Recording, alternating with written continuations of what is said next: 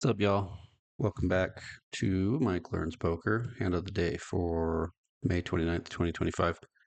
In this one, I'm reviewing a bluff I ran on somebody heads up. Ended up getting second in the tournament, but I was way behind in chips, so it was an uphill climb. But I wanted to see if this wild ass bluff actually made any sense. So let's see what GTO Wizard thinks.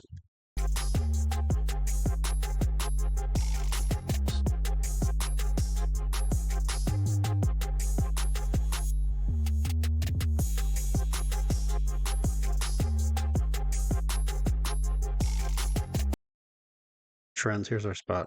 Heads up, 15 bigs. Villain's got 41. Yeah, we got a lot of work to do. A lot of work to do. But we're in it. Top two. I'll take it. Our opponent, who is in the small blind / button heads up, is going to call. Note they do that with 80% of hands. Now, Jack 4 offsuit. In the past, before I did some coaching, I would just check this, hope to hit a flop, see where it goes.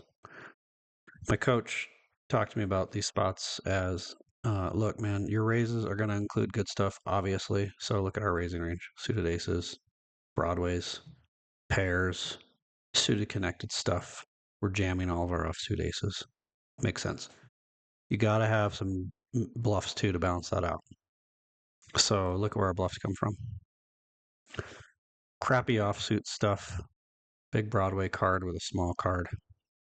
So Jack 4 off, mostly just checking, but 25% of the time, raise. Hell yeah. So I found a nice little raise. And my hope is they just fold, right? And then I take down the pot and we move on. But if they don't, they got to respect the fact that I raised. They don't know I got Jack 4. I could have a lot of things. So I bumped it up. And they call. Okay. Not great. We'll make the best of it. 9, 10, 3. Sure wish I had a club. But I don't. I do have a backdoor straight draw. So I think bet. And GTO Wizard sort of agrees with me. My bet size was not correct. I should have sized up. Go to this 4 big blinds, 4 out of 4 into 6.5, 4 into 6.25. Yeah, I can see that. Make it a little more believable. I chose the 1 big blind bet, and our opponent calls. Suck. All right, ace of diamonds. My thinking on this card was that is a really good card for our range because we're raising with a lot of aces pre-flop. And yeah, our opponent calls with a lot of aces. So this is a little risky, but I had seen this opponent do a lot of folding, or not heads up, but in the kind of final 3-4 players, playing pretty cautiously, showing down a lot of big hands. So I decided to do this. YOLO. Let's just rip it in.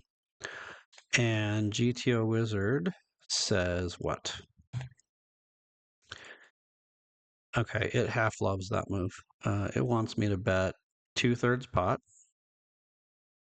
And it's probably because I can get away from it if the opponent decides to just rip it on us, which obviously they would do with an ace. Even if they just call, we're in deep, deep trouble, right? So I can understand that line because if this bluff doesn't work, we're still in the tournament, and obviously, if this bluff doesn't work, we're out. So in retrospect, I like that sizing. It also looks like we're playing a really strong hand, pretty coy. But in this case, our opponent let it go. We take down the pot, and we're still in the fight. And here we've got a decent chance. Now we got 20 bigs, they got 37, so we got a chance. Didn't work out. We got second, but I'll take it. top three is always a great finish. So I'm happy with the performance, and I am 80% happy with this bluff. If you got a different view on it, drop it in the comments. I want to hear what you think. All right, y'all. I'll see you next time.